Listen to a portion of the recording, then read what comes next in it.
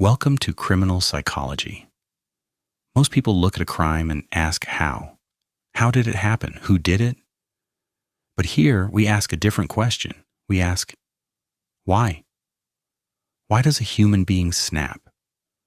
What are the hidden triggers that turn a productive member of society into a predator? On this channel, we don't just tell stories. We dissect the human mind.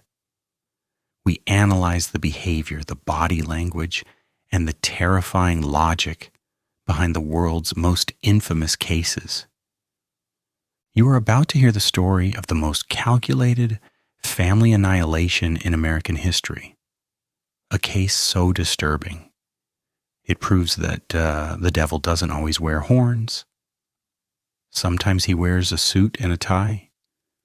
There is a concept in psychology known as the mask of sanity.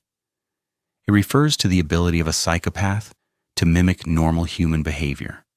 They can be charming, they can be successful, they can be your neighbor, your boss, or your father. They build a perfect life not because they love it, but because it is a costume they wear to hide the emptiness inside. But what happens when the mask slips? Today we are opening the file on a man who spent his entire life building that perfect facade. He was the definition of the American elite, educated at Yale, a diplomat for the U.S. State Department. In the quiet, affluent suburbs of Bethesda, Maryland, life in 1976 was the definition of the American dream. Manicured lawns, safe streets, successful neighbors. Among them lived the bishops. William Bradford Bishop Jr. was a man who had it all. A Yale graduate, a worldly diplomat for the U.S. State Department, a husband and a father to 3 young boys. To the outside world, he was the picture of stability. But on March 1st, 1976, the mask slipped.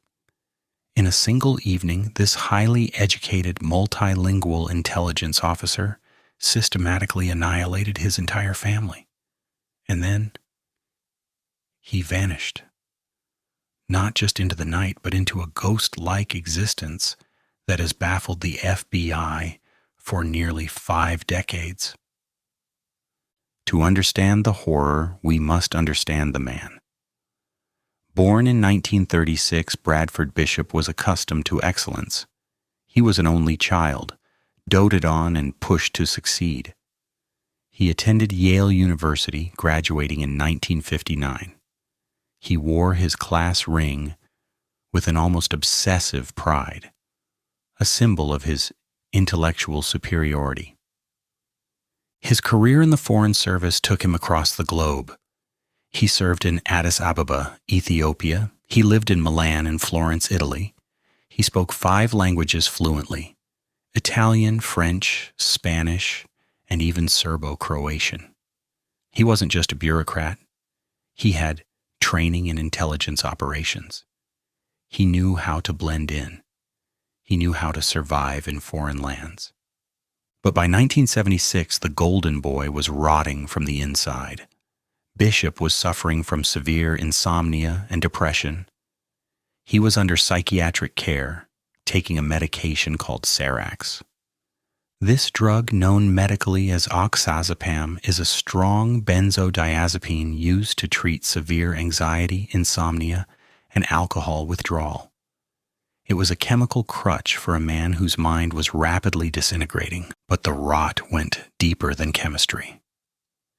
It was his ego. In his private journals, discovered later by police, Bishop wrote about his family not with love, but with contempt. He described his wife and children as accursed confines. He wrote, "I must develop a continuing and constant sense of surging to burst the bounds." He felt trapped by the very domestic life he had built. He wanted freedom. He wanted total self-realization.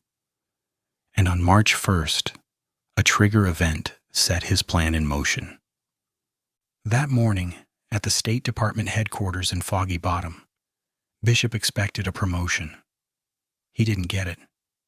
For a narcissist like Bishop, this wasn't just a career setback. It was a humiliation. At 2 p.m., he told his secretary, Roy Harrell, that he didn't feel well. Harrell noted that Bishop looked visibly agitated.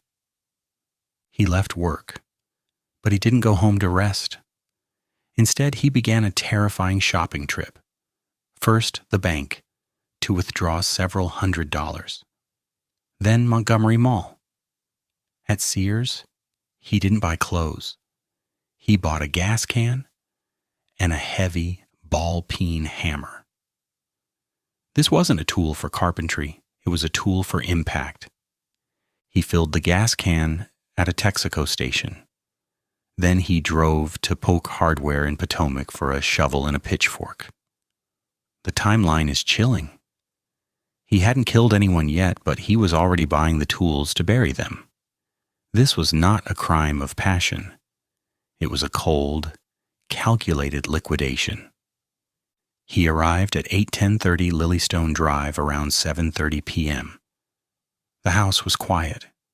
His wife, Annette, was reading a book. Investigators believe she was the first to die, struck down before she could even stand up. Then his 68-year-old mother, Lobelia, returning from walking the family dog. He killed her in the hallway. But the true horror lay upstairs. Bishop walked up the steps to the bedrooms where his 3 sons, Brad, Brenton, and Jeffrey, were sleeping in their pajamas. He went room to room. He didn't spare them. He bludgeoned his own children to death while they slept. The only living thing he spared was the family dog, Leo. What followed was a feat of gruesome physical exertion. Bishop had to drag 5 bodies out of the house, carrying them over 13 cement stepping stones to the driveway. He piled his mother, wife, and 3 sons into the back of the family's 1974 Chevrolet Station Wagon. He covered them with blankets. Then he drove. He drove 275 miles south, through the darkness, with his dead family in the trunk. He reached a dense, swampy forest near Columbia, North Carolina. In the muddy ground filled with roots, he dug a shallow hole. He dumped the bodies, doused them with gasoline, and set them on fire. But Bishop made mistakes. The fire created smoke, which was spotted by a forest ranger named Ronald Brickhouse. The bodies were found the next day, March 2nd. However, Bishop had taken their IDs. For a week, they remained John Doe's. This gave Bishop a 7-day head start that he used to disappear. While police were puzzling over the bodies, Bishop was seen in Jacksonville, North Carolina. He went into a store to buy tennis shoes. Witnesses confirmed he had the dog, Leo, with him. But they also reported something strange. He was possibly with a dark-skinned woman. Who was she? A hitchhiker? An accomplice? To this day, she has never been identified. On March 18th, 2 weeks later, the family car was found abandoned 400 miles away at the Elkmont campground in the Great Smoky Mountains. Inside the car, dog biscuits, a bloody blanket, a shotgun, and his shaving kit with the antidepressant medication. But Bishop was gone. In 1976, shortly after the official search was called off, a ranger found a fresh grave near the campsite, marked with a cross made of sticks, tied with parachute cord. He believes this is where Bishop executed and buried the family dog, Leo, to ensure his silence. Bishop, the outdoorsman, had walked into the wilderness and simply evaporated. Most fugitives are caught, but Bishop had a diplomatic passport and a deep knowledge of Europe. In July 1978, A woman who knew him saw him in a park in Stockholm, Sweden. But the most chilling encounter happened in January 1979 in Sorrento, Italy. Roy Harrell, the colleague who saw Bishop on his last day at work, was on vacation in Italy. He entered a restroom and came face to face with a bearded man. It was Bishop. Harrell asked, "Hey, you're Brad Bishop, aren't you?"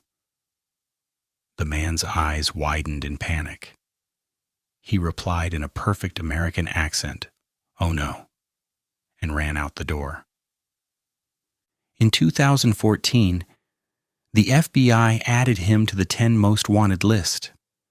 They created busts showing what he would look like at 77.